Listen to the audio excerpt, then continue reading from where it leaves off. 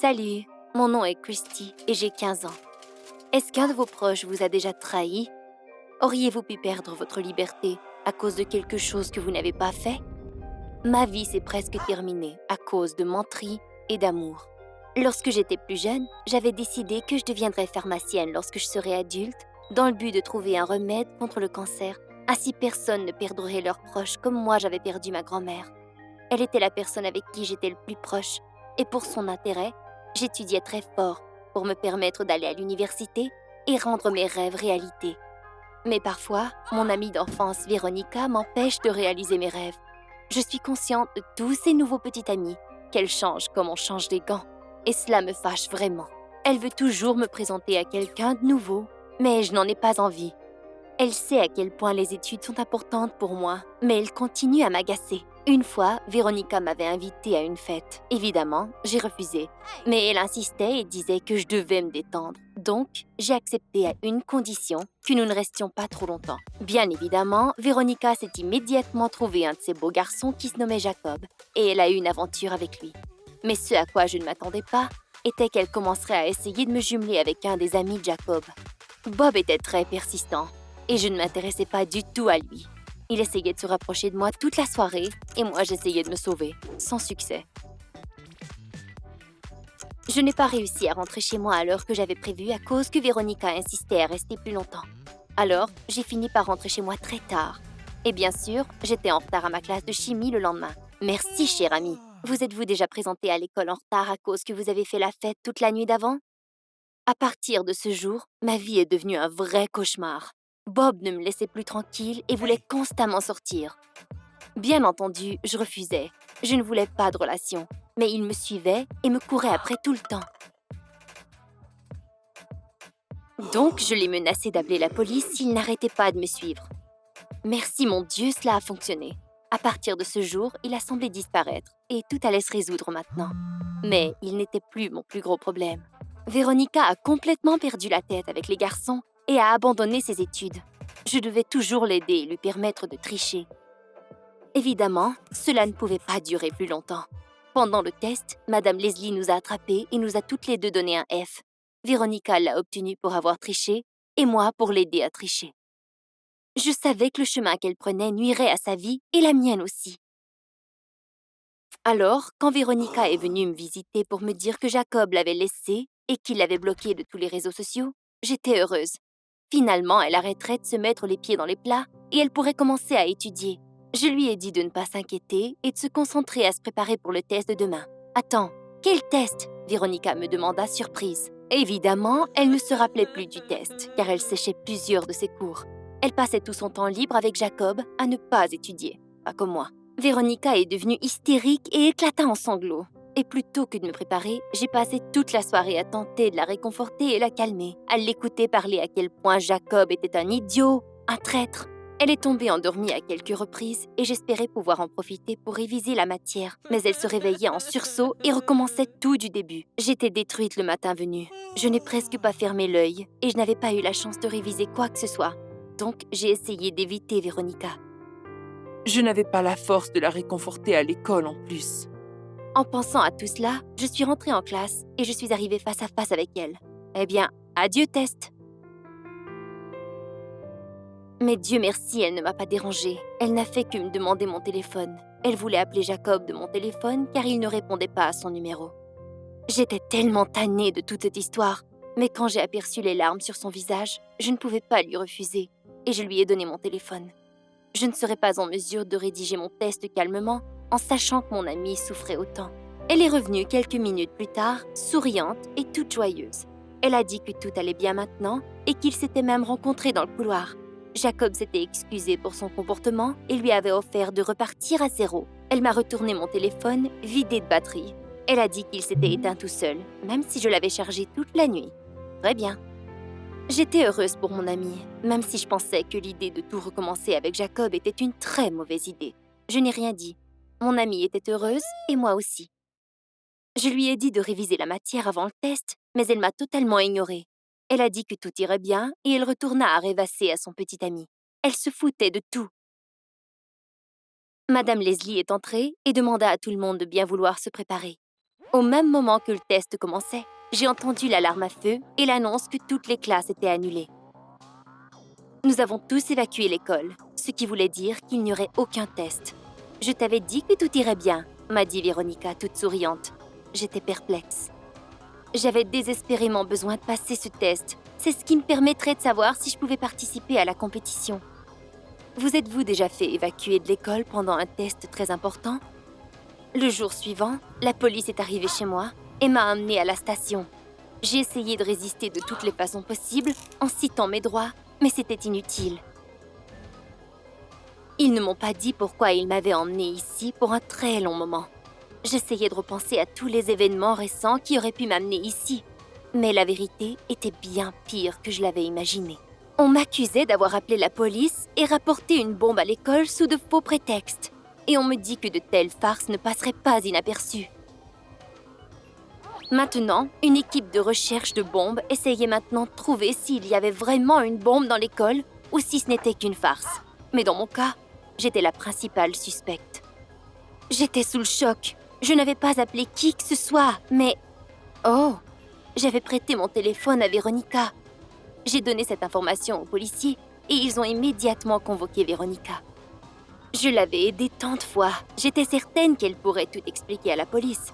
Mais au lieu de cela, elle a tout nié et elle a dit qu'elle a simplement utilisé mon téléphone pour appeler son petit ami car le sien ne fonctionnait pas. C'est tout. C'est à ce moment que j'ai tout compris. Voilà pourquoi elle était si calme avant le test. Elle n'avait pas besoin d'un téléphone pour contacter Jacob, mais bien pour avertir la police d'une bombe et pour s'en laver les mains, elle a décidé de m'utiliser. Après tout ce que j'avais fait pour elle. Je ne pouvais pas supporter cela et j'ai commencé à crier et à l'accuser au beau milieu de la station. Je l'avais écoutée se plaindre de Jacob, je la supportais constamment, j'avais abandonné mes études et voilà comment elle me remerciait. Un policier me rassura immédiatement et il me dit de ne pas empirer ma situation. Véronica quitta sans dire un autre mot. Le jour suivant, on me laissa quitter sous caution et le procès commença. Basé sur l'information qu'on m'avait donnée, je faisais face à une amende très élevée et à des travaux communautaires. Bien sûr, toute l'école était au courant. On m'accusait d'être une hypocrite qui était prête à mettre une amie en péril et tout le monde a commencé à m'éviter. Et puis, je me suis même fait suspendre de l'école. Mais le pire de tout était que je ne pouvais plus participer à la compétition.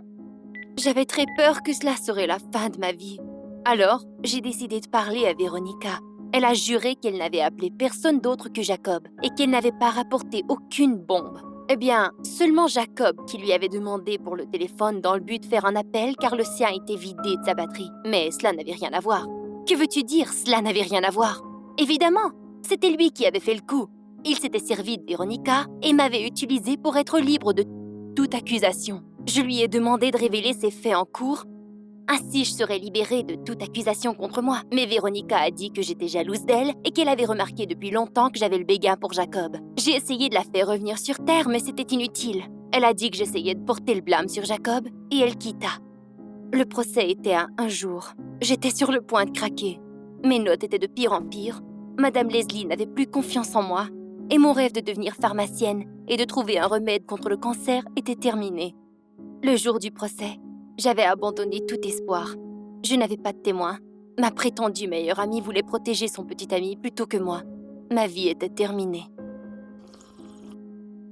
Mais finalement, elle est arrivée et elle a dit à la cour de me libérer car j'étais innocente et que c'était elle qui avait contacté la police pour les alerter d'une fausse bombe.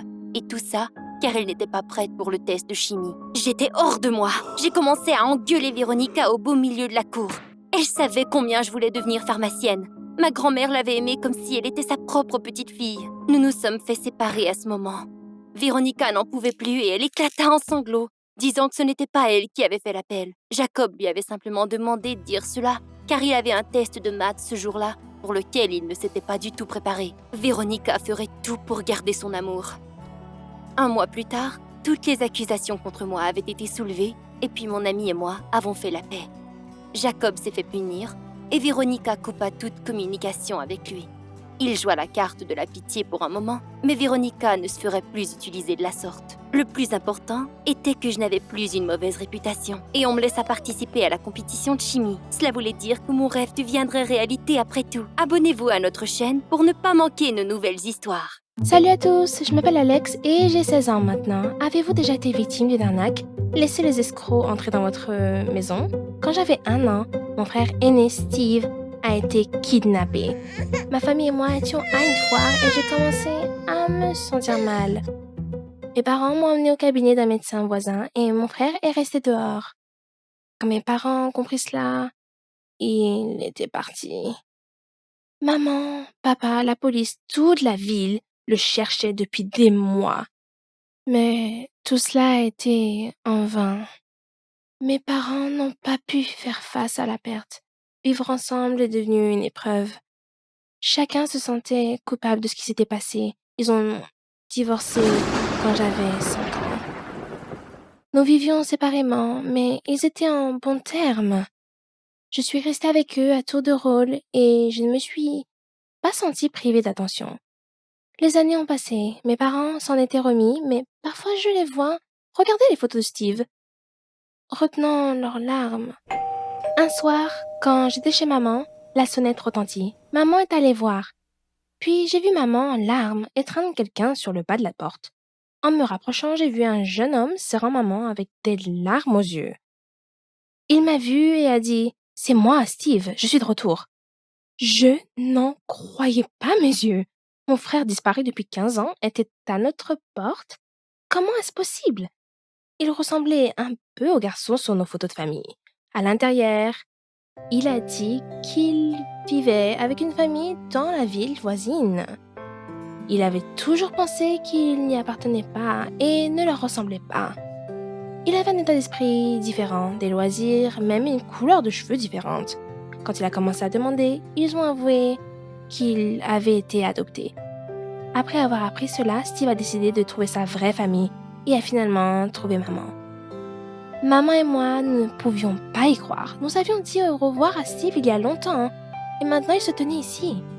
Steve ne pouvait pas expliquer comment il avait disparu à la foire. Ce n'était pas inhabituel, c'était il y a si longtemps. Mais avez-vous déjà oublié quelque chose de vraiment grand de votre enfance? Maman a montré à Steve son ancienne chambre. Il n'avait rien changé. Et puis, elle est allée appeler papa. Steve ne reconnaissait rien dans notre maison, même si elle était restée inchangée depuis 15 ans. C'était quelque peu suspect. Maman a interrompu mon train de pensée. Elle nous a appelés en bas. En descendant, j'ai vu qu'elle avait peur. Elle regarda Steve et dit « Qui êtes-vous » Le garçon a dit qu'il était Steve, son fils. Maman a dit qu'il y a 1 heure, un autre gars est venu voir papa et a dit qu'il était Steve. J'ai pris du recul par rapport à l'étranger. Papa et le garçon arrivent, a ajouté maman. Le garçon semblait nerveux et se dirigea vers la porte. Mais la porte est ouverte pour laisser papa et Steve entrer. Je ne peux pas imaginer ce que mes parents ressentaient à ce moment-là. J'étais confuse. Papa a suggéré de clarifier les choses. L'autre Steve, qui est venu vers lui, a dit qu'il se souvenait du moment où il avait été kidnappé. C'était une femme qui a dit qu'elle était une parente, et mes parents lui avaient demandé de venir le chercher. Il était resté avec elle et a dit que maman et papa ne voulaient plus de lui, et ils lui ont confié. C'était vrai, et tous ces articles de journaux d'il y a longtemps. Je m'en souvenais. Papa a dit qu'il allait appeler la police pour qu'elle arrange les choses. Mais les 2 garçons lui ont demandé de ne pas le faire. Steve, de ma mère, a dit qu'il avait des problèmes avec la police de sa ville et espérait un véritable soutien familial pendant ces moments difficiles. Il avait du culot. Steve de papa a dit qu'il ne voulait pas que la femme qui l'avait élevé soit arrêtée. En quel effet, elle était sa seule famille. Elle était malade et avait besoin d'argent pour ses médicaments. Maman avait les nerfs en plot. Et je lui ai apporté de l'eau. Papa avait aussi l'air tendu. Il a dit qu'il n'appellerait pas la police, mais a exigé une explication détaillée des 2 Steve. Il avait l'air très confus, même s'il essayait de ne pas le montrer. Ils ont commencé à raconter divers faits aléatoires destinés à convaincre mes parents. J'ai profité de l'occasion pour m'échapper pendant 1 minute. 2 inconnus n'arrêtaient pas d'harceler mon père et ma mère qui étaient alors en larmes. J'étais furieuse contre eux. L'un d'eux était un gros menteur. Soudain, il y a eu notre sonnette. Tout le monde se tut et s'assit. Mais les deux hommes n'avaient nulle part où s'échapper. La police que j'avais appelée a tout fait rapidement. Après un long interrogatoire au poste de police, il s'est avéré que tous les deux étaient des fraudeurs. Mes parents étaient écrasés et moi aussi. Je n'ai jamais espéré retrouver mon frère, mais maintenant, on m'a donné de l'espoir et il a été arraché. Mais qui sait, peut-être qu'un jour notre famille sera de nouveau entière, avec la chance. Au fait, voici Max, un policier qui a aidé à calmer maman et à gérer les escrocs. Et il a également dit qu'il avait eu un bagel nommé César quand il était enfant. Tout comme nous avant. Veuillez vous abonner à notre chaîne et appuyer sur le bouton en forme de cloche pour savoir quand nous publierons notre prochaine vidéo. Aimez cette vidéo et partagez-la avec vos amis. J'espère que vous n'aurez jamais à faire face à des arnaqueurs. Passez une bonne journée! Bonjour, mon nom est Emma. Je viens d'entrer au lycée. Et pour la première fois de ma vie, j'ai dû faire face à de vrais problèmes d'adultes. Vous êtes-vous déjà senti comme ça? Vous comptez un petit mensonge et vous croyez que vous pourrez aisément vous en sortir, mais un petit mensonge en amène un autre, et puis un autre, jusqu'à ce que tout à coup, vous êtes dans les mensonges jusqu'au cou et vous ne savez pas comment vous en sortir? Visionnez cette vidéo. Je vous raconterai comment la simple habitude de mentir m'a presque causé d'être escortée. Tout a commencé lorsque j'ai passé mon permis de conduire. Bien entendu, je voulais courser. Alors j'ai persuadé mon père de me prêter sa voiture. Je lui ai promis de faire attention et me suis plainte de ne pas être douée dans les tournants. Mon père a accepté, mais m'a strictement interdit de courser. En soirée, j'ai pris sa voiture et mes amis et moi partirent faire un tour. Mes amis m'ont rapidement convaincue de rompre ma promesse pour nous amuser. Je ne m'en suis pas plainte, disons. Comme à l'habitude, une bêtise m'attendait. Dans un tournant, nous avons accidentellement coupé une voiture trop bien. Le pare-choc de la voiture frappa le barrage routier et nous fut tourné aussi. Je savais alors que nous étions foutus. Vous connaissez le sentiment misérable lorsque vous voulez avoir l'air cool après vous être mis dans un guêpier? Je pense que tout le monde a une histoire de la sorte. Et c'est ce qui m'est arrivé. Un homme qui avait à peu près l'âge de mon père sortit de la voiture, toute détruite. C'était évident. Le type ne manquait pas d'argent. Je me suis vite dégonflée. Il n'a pas dit un mot. Il m'a simplement regardée comme si j'étais une pauvre idiote. Et moi, comme une pauvre idiote, j'ai commencé à le prier de ne pas appeler la police, car il dirait sûrement tout à mon père, qui est très sévère avec moi. Et je lui ai proposé de le payer moi-même en versement pour le dédommager. Et puis l'homme m'a regardée avec appréciation. Et je me suis dit qu'il se demandait sûrement comment une fille de mon âge pourrait se ramasser un tel montant d'argent. Il m'assura que nous trouverions une solution à ce problème ensemble, sans impliquer mon père ou la police. J'étais prête à tout pour laisser mon père hors de ça. Je savais que mes dépenses seraient coupées, que je n'aurais plus accès à une voiture. En gros, ça serait la fin. Nous avons convenu de nous rencontrer seul à seul pour discuter de l'accident ainsi que de la compensation. Je lui ai donné mon numéro et suis retournée dans la voiture en pensant m'en être sortie facilement. Je dis alors à mes amies que l'homme me draguait. Elles ont commencé à me faire peur et me dire qu'il voulait sûrement coucher avec moi. Mais je ne voulais pas y penser. Sur le coup de l'adrénaline, je me suis dit que ce n'était pas un problème. Je leur ai dit que tout allait bien et que j'avais la situation sous contrôle. Le lendemain matin, j'ai examiné attentionneusement la voiture de mon père et j'ai trouvé une petite égratignure. J'ai dû me rendre au garage immédiatement. Je fus chanceuse car mon père ne remarqua absolument rien et m'offrit même de prendre la voiture plus souvent pour me permettre de pratiquer. L'homme finit par m'appeler quelques jours plus tard. Il se présenta. Son nom était Michael et il me demanda de le rejoindre au restaurant pour y discuter les détails. Un restaurant haut de gamme. J'acceptai son invitation. Nous n'avons même pas parlé de l'accident du tout. Mais vers la fin de la soirée, j'ai remarqué que nous étions seuls. Je me sentais mal à l'aise et je voulais rentrer chez moi. Michael remarqua alors que j'essayais de mettre un terme à notre rencontre. Il fit remarque qu'il était trop tôt pour quitter et que nous n'avions pas encore mangé le dessert qu'il avait apparemment commandé spécialement pour moi. Je lui ai alors demandé directement ce qu'il voulait de ma part. Michael n'avait pas honte du tout. Il me dit honnêtement qu'il voulait que je couche avec lui et en retour, il oublierait ce que je lui devais. Le coup de fil soudain de mon père me sauva. Je me suis éloignée de la table vers les escaliers pour parler. J'ai remarqué que les portes n'étaient pas encore verrouillées. J'ai pris ma chance et je me suis sauvée en laissant ma sacoche sur la table. J'ai passé toute la soirée et la nuit tendue. J'étais toute perdue et je ne savais pas quoi faire.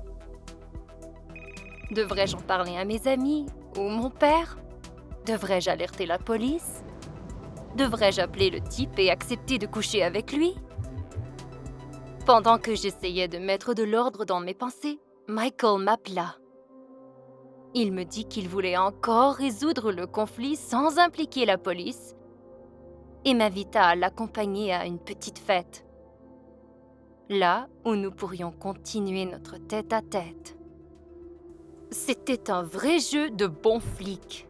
Pendant que j'étais torturée à l'autre bout du fil en raison de l'offre de Michael, qui se doutait que j'accepterais, mes amis pensèrent à moi.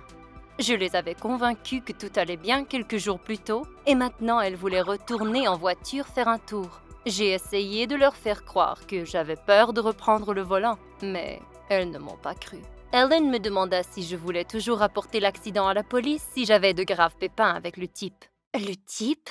Il est assez vieux pour être mon père, je me suis dit. Mais j'ai décidé de leur dire que tout allait bien. J'ai décidé de rencontrer Michael à nouveau. Il m'amena dans les boutiques. Souliers, une nouvelle robe, une robe de cocktail très chic. Je n'avais jamais eu ça auparavant. Il paya pour tout. Avez-vous des moments de votre vie dont vous n'êtes pas fier? Je suis encore honteuse d'avoir apprécié toute l'attention que je recevais. Je n'avais jamais envisagé un papa gâteau, mais là, assise dans un salon haut de gamme, pas seule avec Michael, et en présence de toutes ses consultantes, je me sentais bien. J'aimais les cadeaux qu'il me faisait.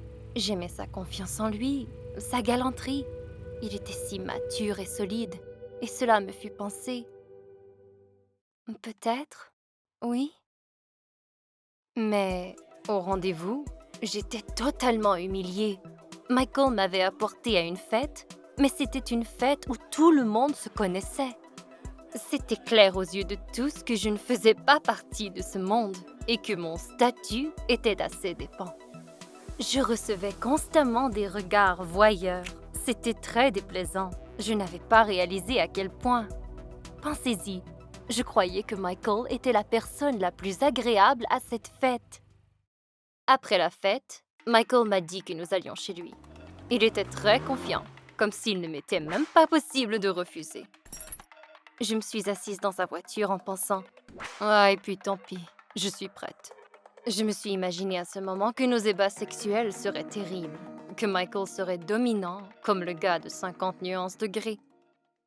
J'imaginais le visiter et qu'il aurait 3 maîtresses et un lit recouvert de dispositifs. Mais c'était bien plus prosaïque. Son appartement n'était évidemment pas bon marché et son lit était soi-disant ordinaire. Nos rapports sexuels étaient plutôt normaux, sans être de mauvais goût ou sans aucune proposition étrange. Après nos relations, j'ai essayé d'aborder le sujet de mes dettes payées. Michael se mit à rire et il me dit que je ne réalisais pas à quel point j'étais chanceuse. Il a dit qu'avec son argent, je pourrais me procurer n'importe quel caprice. Bien sûr, j'aimais mener la grande vie, mais il n'était pas question que je devienne une maîtresse pour de l'argent. Je suis retournée chez moi complètement détruite et perdue. Mes amies ont rajouté des problèmes. Elles sont arrivées à un mauvais moment et ont commencé à me tomber sur les nerfs jusqu'à ce que je leur avoue ce qui était arrivé. Il s'est avéré que Monica m'avait vu débarquer de la voiture de Michael. J'ai dit à mes amis que je n'avais pas eu le choix de discuter l'accident en personne.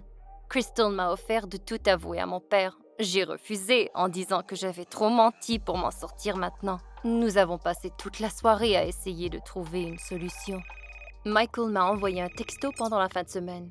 Aucun cliché romantique que j'avais secrètement espéré. Simplement l'heure et l'endroit du rendez-vous et le montant d'argent que je recevrais. Au même moment, mon père m'a invité à aller prendre un café avec lui. Il m'exprima que nous n'avions pas beaucoup parlé ces derniers temps. Je me sentais si honteuse de mes mensonges, donc j'ai accepté. Au café, mon père me demanda comment ma pratique de conduite allait. Je lui ai assuré que tout allait bien. Ensuite, il sortit l'addition de sa poche. J'ai manqué m'étouffer sur mon café. C'était la facture du garage de réparation d'automobile. Mon père exigea une explication et j'ai commencé à me demander quoi lui dire. Mais il me dévisageait. Je lui ai tout avoué. À propos de Michael, à propos de l'accident et à propos des réparations de la voiture. Mon père était furieux.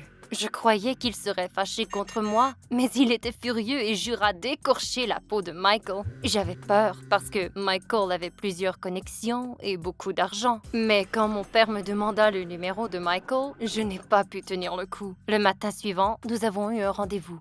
Mon père a dit à Michael en ma présence qu'il lui donnerait une somme d'argent pour couvrir les dommages faits à sa voiture et que si Michael me contactait à nouveau, il irait voir la police. J'ai alors donné un regard au sac rempli d'argent, tout droit tiré d'un film d'action où les personnages sont pris en otage. J'ai finalement réalisé que mon père avait seulement pu obtenir cet argent de la banque en gage de sa voiture. Et puis mon père et moi avons beaucoup parlé. Il m'a promis qu'il m'aiderait toujours et je lui ai promis que je ne lui cacherai rien. Mais je garde un secret. Je travaille à temps partiel pour l'aider à récupérer sa voiture. Avez-vous déjà vécu une histoire presque fictive pour une raison stupide ou pour éviter de mettre vos amis en péril? N'oubliez pas d'aimer la vidéo et abonnez-vous à notre chaîne YouTube. Nous aurons plusieurs autres vidéos et d'autres histoires très bientôt. Ce jour, comme à l'habitude, j'étais assise dans ma chambre essayant d'enregistrer une vidéo stupide. Qu'est-ce que je suis supposée de faire? Il va m'étriper si je n'enregistre pas le tout à temps. La première pensée qui m'est venue en tête était de fermer la porte. J'ai réussi à le faire juste sous son nez, mais il frappait sur celle-ci si fort que je croyais que la porte allait s'effondrer. Je pense qu'il est parti. J'ai si peur. Mais 1 minute plus tard, il a commencé à s'infiltrer dans la chambre, muni d'une hache. Non! Ne fais pas ça! Après l'accident, papa a complètement changé. Il y a 1 an, un camion est entré en collision avec notre voiture. Ma mère m'a protégée à l'aide de son corps et est morte à l'impact. Le bras de mon père était très endommagé et il a dû se faire amputer. À cause de cela, il s'est fait renvoyer immédiatement. Et il avait donné 20 ans de sa vie à cette compagnie. Je me sentais si mal pour lui. Papa était déprimé, mais j'essayais d'être forte et je le supportais le mieux que je le pouvais. Même si je pleurais jusqu'à en tomber endormie tous les soirs. Et puis, j'ai commencé à faire des vidéos YouTube. J'avais besoin de me distraire. Et de plus, je n'étais pas si mal. Je n'ai même pas remarqué les premiers fans que j'ai obtenus, ainsi que l'argent qui m'a été versé grâce aux annonces payantes. J'ai partagé mon succès avec mon père. Il m'a pris dans ses bras pour la première fois depuis très longtemps et m'a dit que j'étais sa chère fille. J'en ai presque pleuré de joie. Il a commencé à passer de plus en plus de temps avec moi, me demandant ce que je faisais, et nous sommes devenus de plus en plus proches. Papa s'est aussi intéressé à ma chaîne YouTube. Il se gardait au courant et s'abonnait à toutes sortes de nouvelles chaînes. Comme petite blague, j'ai décidé de montrer à mon père de quoi la vraie popularité avait l'air, seulement pour rigoler. Je lui ai montré une formule pour le projet YouTube le plus populaire. C'était entre les Kardashians et des vidéos de défis imbéciles. Avec les yeux pétillants, papa s'est exclamé qu'il comprenait tout maintenant. Il est parti dans sa chambre à la course. Il était tout excité. Je ne l'avais jamais vu comme ça auparavant. Un bon matin, je me préparais pour aller à l'école, mais la porte était verrouillée et mon père a calmement dit qu'il m'avait transférée pour l'école à la maison. Lorsque je lui ai demandé pourquoi, il m'a solennellement annoncé que je n'avais plus le temps pour faire l'école, car aujourd'hui, nous allions publier une chaîne YouTube des plus populaires. C'était beaucoup trop. Je me suis fâchée et j'ai suggéré à mon père qu'il se trouve un emploi comme les autres personnes de son âge et de laisser ses conneries de YouTube pour les adolescents. Il n'a même pas réagi. 1 semaine plus tard, c'était encore pire. J'étais assise dans la cuisine en train de manger mon petit déjeuner quand des inconnus portant des souliers tout sales sont entrés chez moi. Mon père était avec eux. Ils ont examiné chaque petit recoin de la maison et ont offert un chèque à papa. Quoi? Mais est-ce que papa venait de vendre notre maison? Et ce n'est pas tout. J'ai reçu un message disant que tout l'argent avait été retiré de mon compte de banque. Mais c'était mon argent que j'avais gagné grâce à mon compte YouTube. C'était dépassé. Je voulais découvrir ce qui se passait, mais mon père m'a confrontée avec le fait que nous allions déménager. Oh merde! Pour l'amour de ma chaîne, mon père avait tout donné. Il avait acheté cette immense propriété luxueuse, comme il le disait. Mais en fait, c'était un désastre. Lorsque nous sommes rentrés, j'avais peine à retenir mes larmes. Oui, cette maison était autrefois habitée par des gens très riches, mais maintenant, elle tombait en lambeaux. De toutes les chambres de la maison, seulement la mienne, où nous allions enregistrer les vidéos, était rénovée. Après une semaine dans cette propriété horrible, j'ai décidé de parler aux abonnés de ma chaîne en direct pour la première fois. Je n'ai même pas eu le temps de répondre à quelques questions quand mon père est entré dans ma chambre. Mon père se comportait bizarrement. Il a dit que tout était presque prêt et que notre vie changerait bientôt. Je commençais à avoir peur. Le jour suivant, il a déconnecté le Wi-Fi. Il a programmé un horaire pour me donner accès à la connexion. Je ne reconnaissais plus du tout mon père. Mais le pire était encore à venir. Nous avons commencé à enregistrer un bloc en direct basé sur le script de mon père.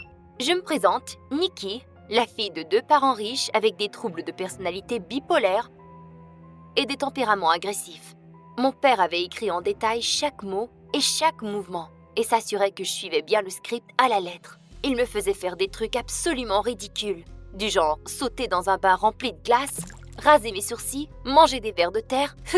Je ne pouvais même pas refuser. Il perdait la tête si j'essayais. J'ai commencé à envisager de me sauver, mais je me sentais mal pour mon père. Je justifiais son comportement par le stress que lui avait causé la mort de ma mère, et j'espérais que tout reviendrait à la normale bientôt. Alors, j'essayais d'être gentille en avant de la caméra. Et j'avais espoir. Je pense bien que c'était la raison pour laquelle j'avais un si grand fan club. J'avais l'habitude de me réveiller d'un horrible cauchemar au beau milieu de la nuit, en pleurs constamment. Il semblait que notre chaîne avait beaucoup de succès et que l'argent et la popularité que nous gagnions rendaient mon père totalement fou. Il a engagé des gardes du corps, une femme de chambre et un cuisinier. Ils participaient tous au tournage. Papa lui-même jouait le rôle du majordome. J'avais l'impression d'être dans un film d'horreur. La seule bonne chose de cet enfer était de regarder notre cuisinier, Jamie, faire à manger. Nous sommes devenus bons amis et il a rapidement réalisé que j'étais prise en otage dans cette maison. Un jour, Jamie et moi avons décidé de faire un gâteau et il a sorti un sac de farine d'amande. Non, non, non! J'ai une allergie terrible aux amandes! J'étais si impliquée avec Jamie que j'ai oublié qu'il était l'heure d'enregistrer quelque chose avec une blogueuse beauté très cool. À ce moment, mon père est arrivé derrière moi. Il semblait qu'il essayait de me faire peur pour me faire une blague. Mais soudainement, il m'a agrippée par les épaules et tout à coup, j'ai perdu pied et j'ai frappé ma tête sur le coin du garde-robe. Ça faisait si mal! Mon père a commencé à crier. Merde! Mais c'était de sa faute! Me voilà maintenant avec une grosse marque rouge sur le front, qui deviendrait un bleu d'ici ce soir. Et tout devait être parfait. J'ai tenté tant bien que mal de couvrir cette marque. L'enregistrement était très tendu. Ma tête était endolorie par l'impact. Et j'essayais de jouer le rôle d'une femme riche à problème. Kat m'a demandé de nettoyer mon maquillage. J'ai résisté pendant un long bout de temps. Mon père m'a signalé avec ses mains dans le fond de la pièce. C'était clair qu'il ne voulait pas que j'enlève mon maquillage. Mais je devais me conformer. Kat a fait semblant de ne pas remarquer l'échymose. Elle rigolait en lisant les commentaires sur YouTube. Et l'un d'eux disait « Est-ce que quelqu'un t'a battu ?» J'ai sursauté. Je pense que c'était évident que je cachais quelque chose. Mon père ne m'a jamais touchée et l'échymose était la dernière goutte. C'est décidé. Je me sauve ce soir.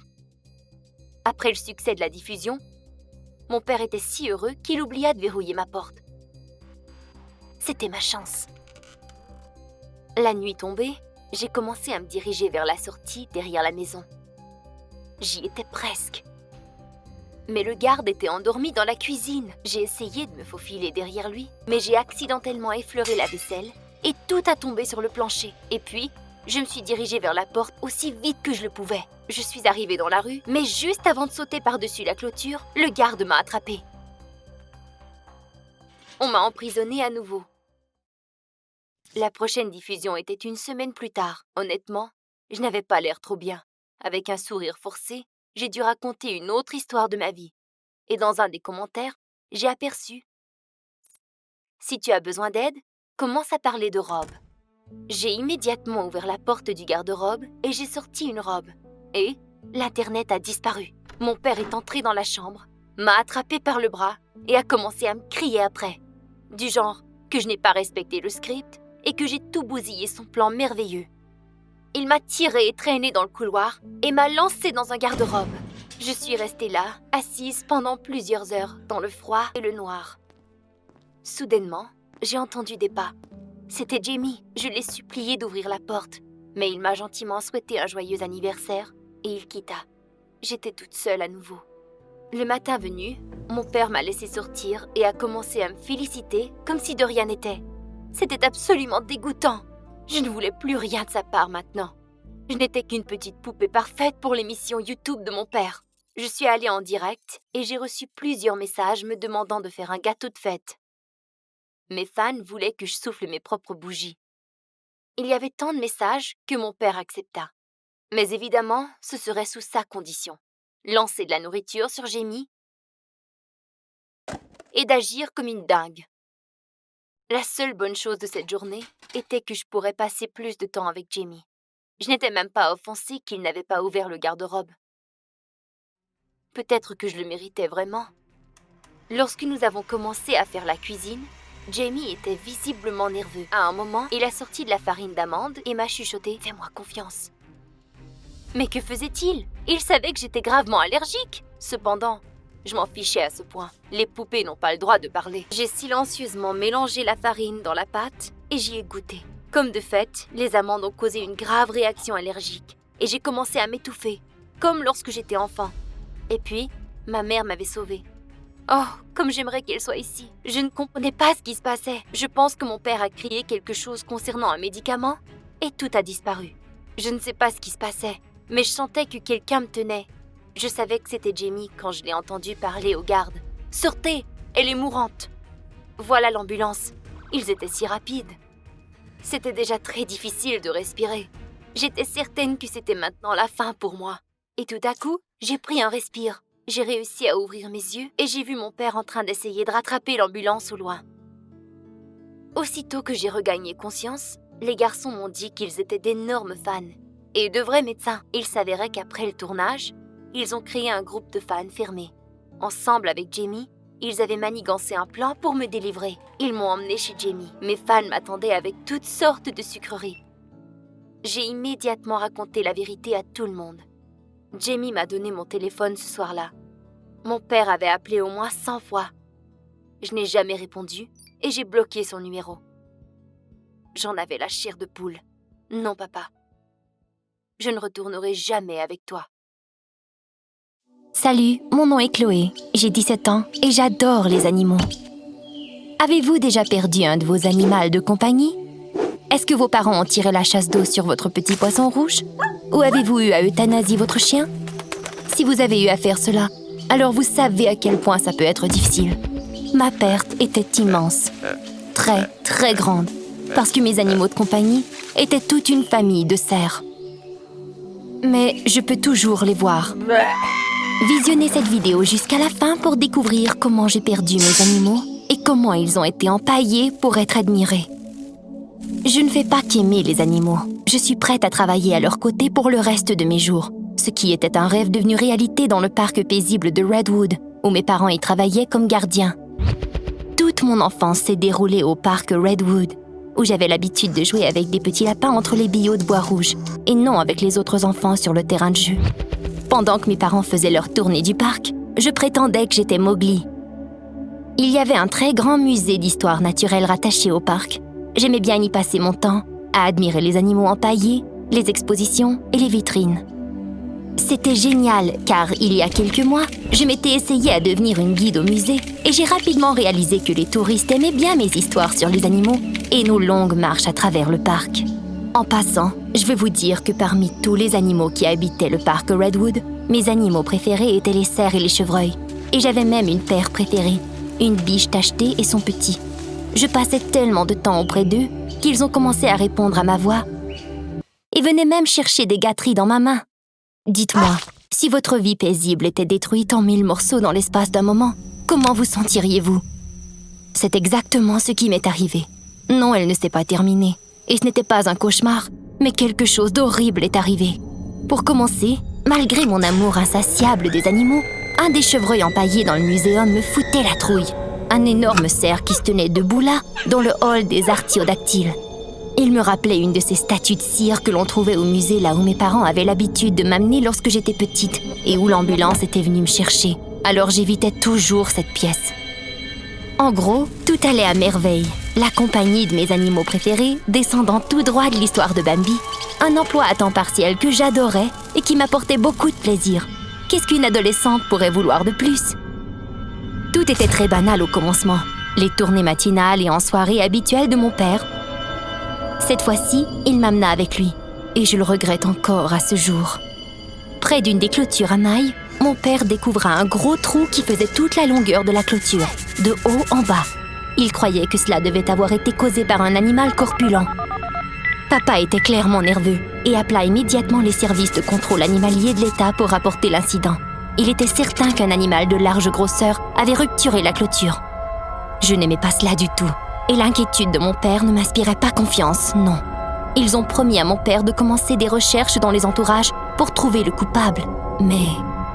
Vous devez comprendre que tout cela semblait si étrange que nous ne pouvions pas donner un sens à la situation pendant que nous étions en route pour retourner vers la loge des gardiens.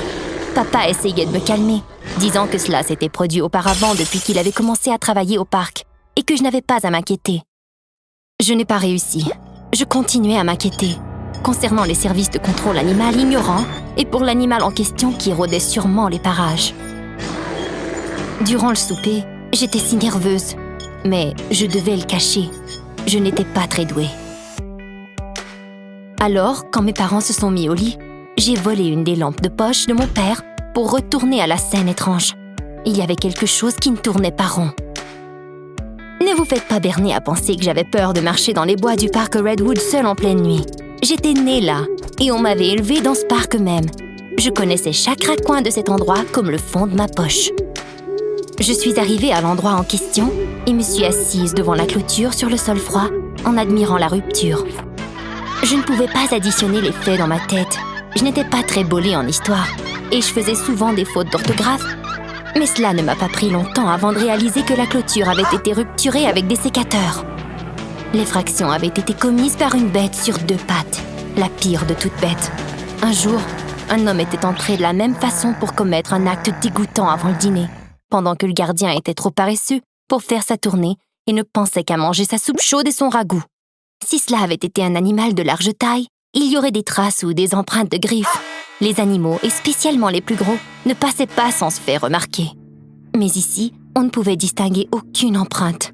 La clôture avait été coupée soigneusement. On pouvait bien voir par la direction des mailles que le coupable était entré, mais qu'il n'était probablement jamais sorti.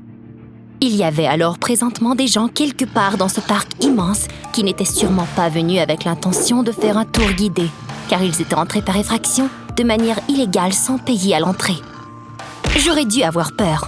Une jeune fille pratiquement abandonnée dans la forêt, entourée d'arbres immenses en présence de braconniers, mais la rage s'empara de moi.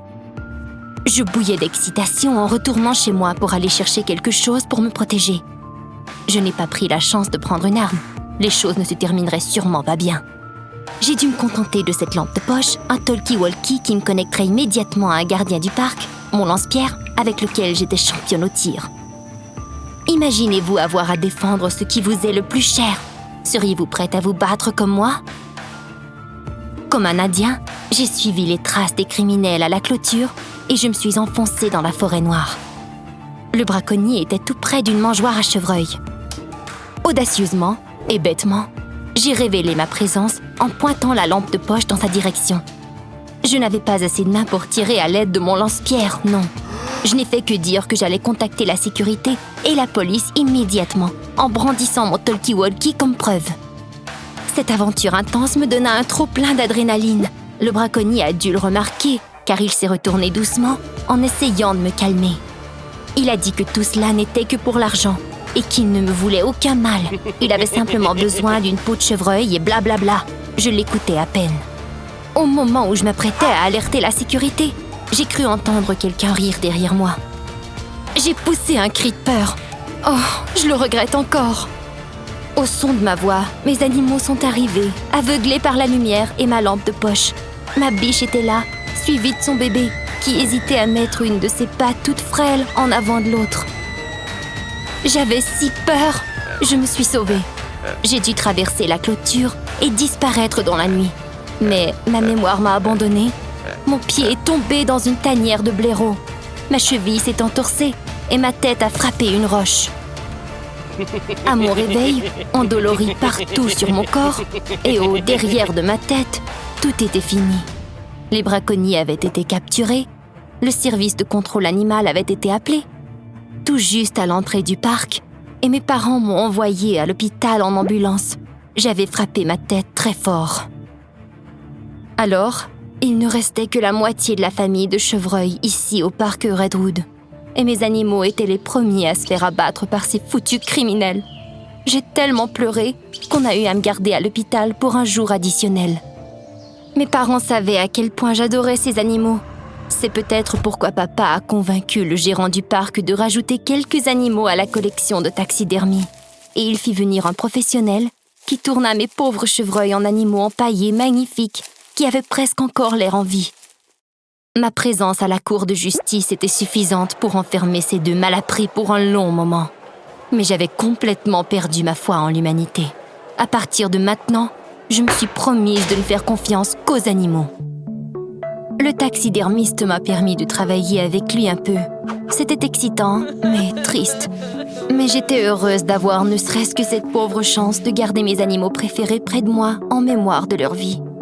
J'ai presque arrêté d'avoir peur des animaux empaillés quand ma jolie biche et son faon se sont fait mettre en exposition dans le hall des artiofactiles, en compagnie de ce vieux cerf qui me semblait bizarrement plus épeurant.